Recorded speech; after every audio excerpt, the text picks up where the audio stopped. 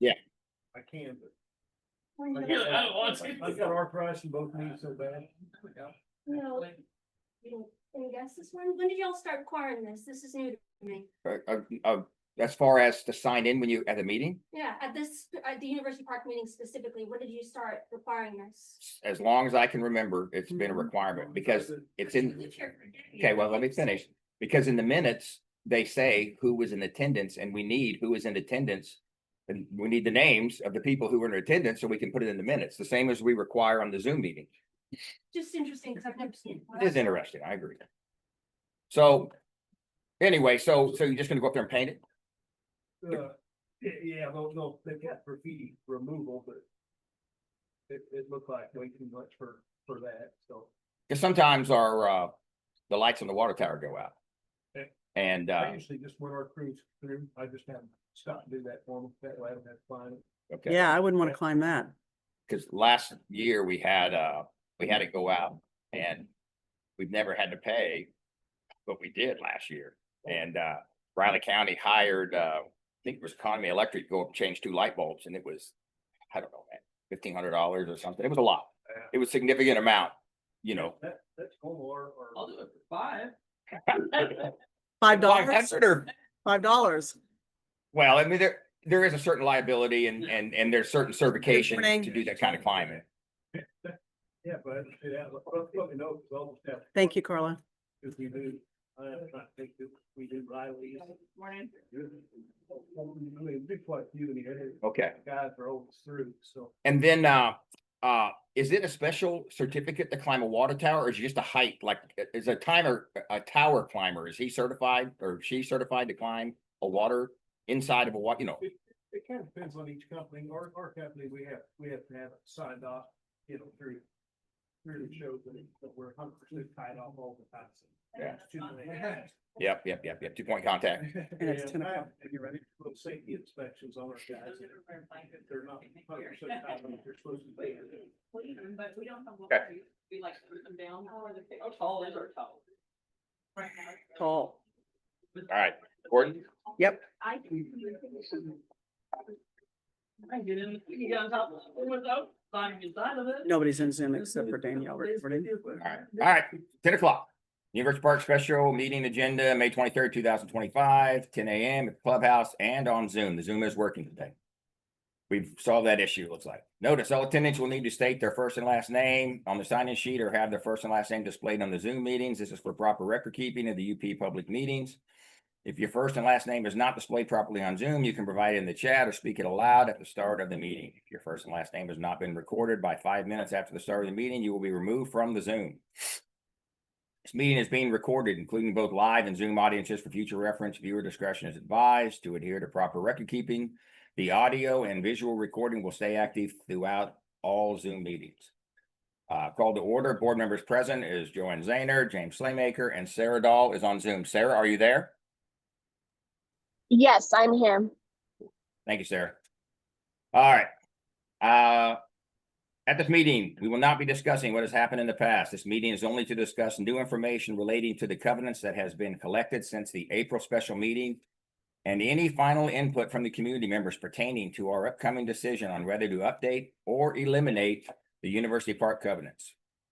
We plan to vote at the June regular board meeting. This is the only topic that we will be discussing.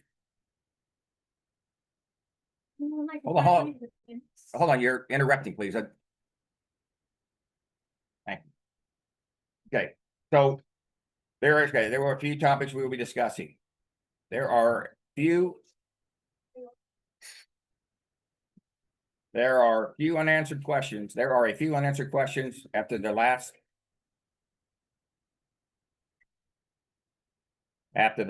special meeting about covenants. So this is some stuff that I said I would research, and I did. So I contacted the Riley County Council's office with a question about enforcement of the Riley County Land Development Regulation and other ordinances. I was told that in July 2024, Riley County was granted authority to abate nuisances on properties in unincorporated areas and bill property owners for the cost of the work. Due to Candace Bill 384, a proper nuisance, you're blocking the camera. Yeah, come on. Here you go. No one's behind me over here. Well, it's just you and Sarah. It doesn't matter. Go on. Would you please sit down? It's Sit down it so is we being can, disruptive, so we can continue the meeting. Thank you. You're welcome. Okay, Candace Bill 384. A proper nuisance involves knowingly allowing the conditions that endanger public health, safety, or welfare. Examples include storing multiple abandoned vehicles, broken furniture, discarded refrigerators, or other hazardous materials. Those are just examples. Typical nuisances are identified through neighbor complaints. The link is on University Park's website or call Riley County Planning Development. Page 2. So I also looked into burning regulations and posted them on the webpage. The two things that caught my attention, and the whole thing's out there, and basically there's two Kansas regulations, and then there's the Riley County ordinance that they signed, I don't know what years ago, that implemented that document and put all the burden on the fire chief to manage the burn program. But there was two things I noticed. So one of the things, and I'm just cherry picking what I saw that really caught my eye, that kind of had some input on us. So once you get a burn permit, you cannot burn within 1,000 feet of any occupied dwelling unless the occupant of that dwelling has been notified before the burn. And the other thing that caught my eye is a person may obtain an approval from the department to conduct an open burning operation that is not otherwise exempt from prohibition imposed by the Kansas document if it is demonstrated that the open burning is necessary, which in this case, burning for the purpose of disposal of its material shall mean there is no other practical means of disposal. So there's been a question out here is, can I burn trash in a 55-gallon barrel? And that document says no, cannot. That's the way I read it. But when the call is made, that would be something for the people on the other end of the phone when you're requesting a burn permit. But burning your grass in your yard, that would be something that would be that is listed in there as approved. But we do have another way of burning brush, is we take the brush down the burn pile and it's burned down there. So that, what it says is if there's no other way to do it, then there's a way to do it, is what it basically says. Okay. So that's what I found. So before we move on to the next part of this, though, do other board members have any comments or information concerning updating or eliminating the covenants before we move on? I do not, Sarah. I do not. Thank you. Let's see. When it's your turn, please stand and state your name if you have comments. Keep comments to under 3 minutes. Be brief and respectful of the board and other community members. So first off, I'd like for Todd, put you on the hot seat here, Todd, because he had some homework that he volunteered for. Were you able to get the answers to the firearm question? Todd, yes and no. So everyone I talked to referred me to Kansas statute 216308. So chapter 21, article 63, paragraph 8, I believe. I can't remember what the 08.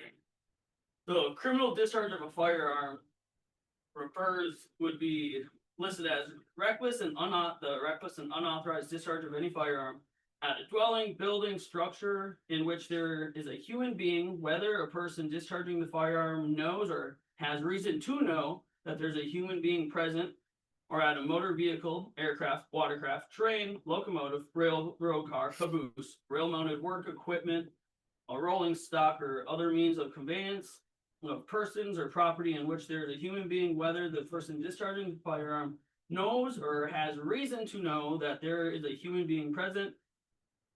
Reckless and unauthorized discharge of a firearm at a dwelling in which there is no human being, or discharge of any firearm upon any land or non-navigable body of water of another without having obtained permission of the owner or person in possession of such land, upon or from any public road right-of-way, or railroad right-of-way, except as authorized by law. Then the rest is criminal discharge of firearm is defined, and it talks about the severity levels, so different felonies, and then there's subsections of that you have to go and look up the actual terms in the state statute. It's not in the actual discharge of the firearm. And then this doesn't apply to law enforcement officers doing their job. Fire marshals are authorized to, some fire marshals are allowed to, just the people that is exempt from, so your law enforcement, military, they're acting in the actual duties of their job. Okay. So that would be the criminal discharge of firearm. There's nothing within building or dwelling, like you had said, with the 1,000 feet, because that was the big question I asked, is because some states have you can't shoot within 500 feet of a dwelling unless you have that person's permission. There's nothing in the state statute that says anything upon that. So reading and interpreting it, you can't shoot at houses. Can't shoot at cars, anything like that, that's criminal. So in theory, if you shot on your land and you could contain it on your land, there's nothing that says that you couldn't, is how I've interpreted it. Where you would be able to get criminal charges upon someone is if I was to shoot from my land into, let's say, University Park's land, which is right in my backyard. I don't own that, and I would be firing upon that, so that would be a criminal discharge. But if I built a 12-foot berm around my property and made sure the rounds stayed within that berm, there's nothing that could happen other than maybe noise complaints, but I didn't look into the noise complaint thing, but the noise complaints out of the firearm question that Roger I that. asked. Okay, That's how I read it and interpreted it. Is that an extra copy that I could have, or I can look it have up? that copy I'd love as to for well, my and I notes. can tell you what state statute it is. Okay. It's implemented We'll- 20. we will post that on the Yeah. website. Yeah, I sent you the PDF of it, so. Yeah, he did, I already. Oh, Yeah, okay, yeah, send them perfect. the PDF. Cool, thank you. Okay, let's see, does anyone else have any specific information concerning update or eliminating the covenants? No one? Anyone online? It's just Sarah and then Danielle recording. Let's see here, no comments, any additional comments? Okay, so last thing is, I am right now leaning toward eliminating the covenant. I'll tell you right now, that's where I'm going. So unless somebody has a reason that I'm not aware or really something I'm missing, or if you feel strongly about it and you have a plan of how it can be enforced and what method, what's the procedure that we can enforce it with under the set of rules that we're under, let me know, because I don't see it. And I personally feel that most of the answers, the concerns that I had have been answered. At least there's an answer to all the covenant. There's a somewhat reciprocal way to enforce the covenants. Not a straight line. It's not easy, but we didn't have a straight line for enforcing covenants out here anyway. So anyway, so that's where I'm leaning. I don't know if the other board members are willing to say, and then maybe they haven't decided that far, but that's where I'm leaning. So if you have something, you better let me know, or let the board shoot an email to the board. I will say that most of the emails we're getting are to eliminate the covenant. I'm going to talk to the people that did the survey and see if they're willing to throw that survey back up, just to see if the folks who had some concerns, and maybe their concerns have been assuaged. Is that a word? Assuaged? Alleviated, either one. Alleviated. It's a better one. Been alleviated, and or maybe somebody has something that we haven't missed. But at the June board meeting, we're going to vote. So that is my intention. Sarah, you got anything? I don't think so, no. She said she does not think so. Okay. No. Okay. Do I hear a motion to adjourn? Just- Okay. Are they on the covenants? Yes. Oh, yeah, I asked that earlier. Yes. Okay, so at the first covenant meeting, when this all started, I was there in Zoom. And I asked the question, I'm gonna repeat that question again. Or I also stated that in 2016, there was a University Park District improvement meeting about the covenants.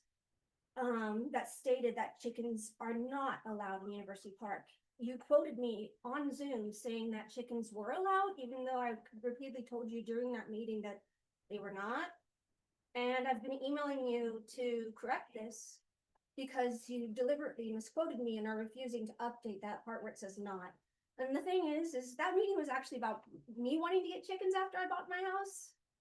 Did you have chickens publicly in 2016? I have no idea what happened in 2016. Really? Because you stated at my repot hearing that you had chickens in 2016. Okay, then I did. Once again, I don't Okay. remember. But here it is. I'm just saying, this is the meeting. It says you cannot have chickens. You were at that meeting Okay, and you didn't speak up about it. okay, got it. And because I wasn't able to ask that question at the original meeting, like my first question, you deliberately misquoted me to try and silence me. I wasn't able to ask my follow-up questions. So since I wasn't allowed to ask my questions then, I request to ask them now.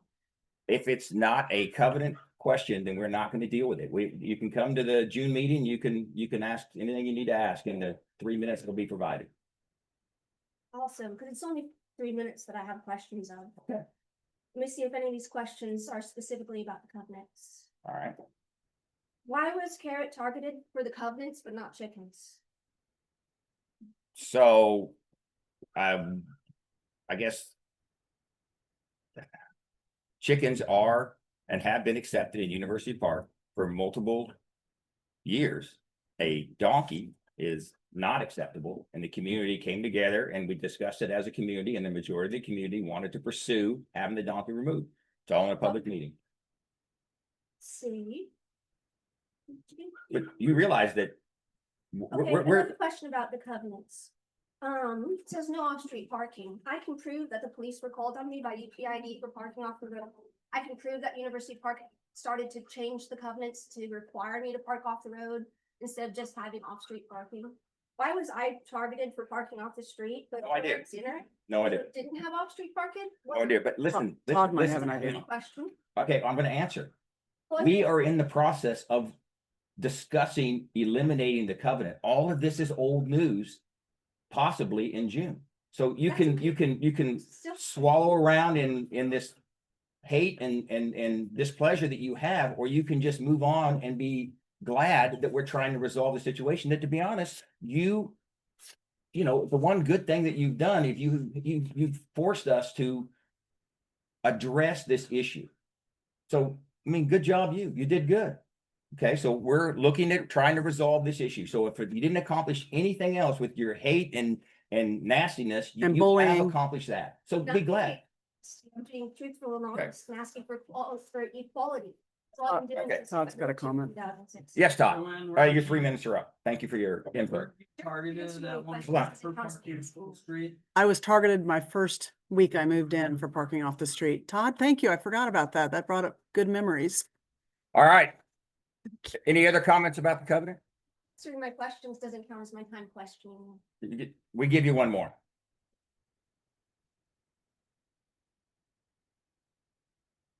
The-